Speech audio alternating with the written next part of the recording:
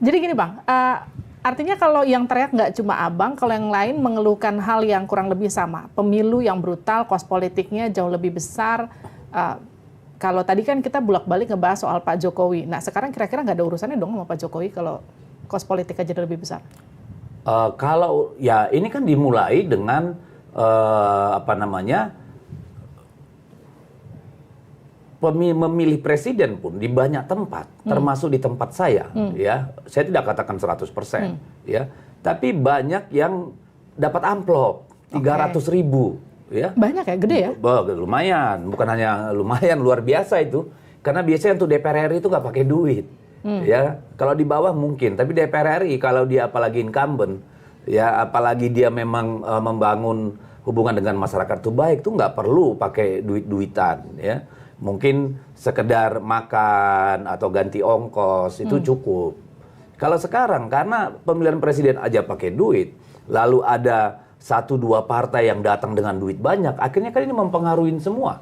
Kan semua orang jadi takut, wah di sana sudah disiram dengan uang, kalau saya tidak, saya nggak dapat suara dong. Akhirnya inilah yang membuat kegaduhan itu, ya siapa yang ciptakan? Nah ini kan yang membagi duit dengan apa namanya untuk milih presiden tuh yang ngaku ke saya itu kan perusahaan tambang yang katanya RKAP-nya akan tidak ditandatangani kalau sampai tidak ikut cawe-cawe kasih duit gitu loh. Jadi apakah nggak ada hubungannya dengan Pak Jokowi? Ya saya walau-walam. Tapi serem kali ya Bang kalau dengar ceritanya. Artinya gini, kalau orang kan sederhananya tuh bilang gini, ya kalau seramai itu punya bukti sebanyak itu ya udah dikumpulin dan langsung dilaporin, jangan ditunggu-tunggu gitu.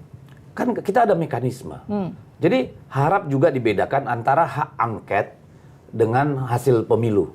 Ya, hak angket ini akan bicara tentang penyelenggaraan pelaksanaan undang-undang dan kebijakan yang bertentangan dengan konstitusi atau aturan atau yang berdampak pada rakyat banyak, gitu ya. Pisahkan itu dengan hasil pemilu. Karena kalau terkait hasil pemilu, tempatnya bukan di hak angket, ya.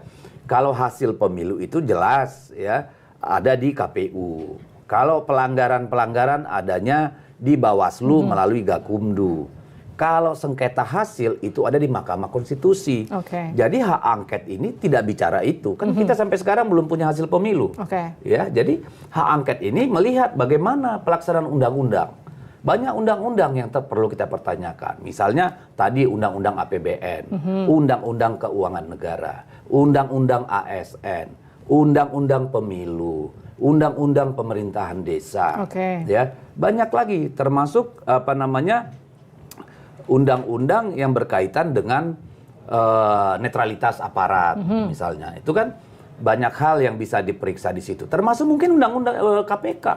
Dengan hak angket, penyelidikan, kita bisa memanggil KPK. Benar nggak isu yang selama ini berkembang bahwa elit-elit partai politik ini disandra untuk turut apa maunya presiden, apa maunya penguasa.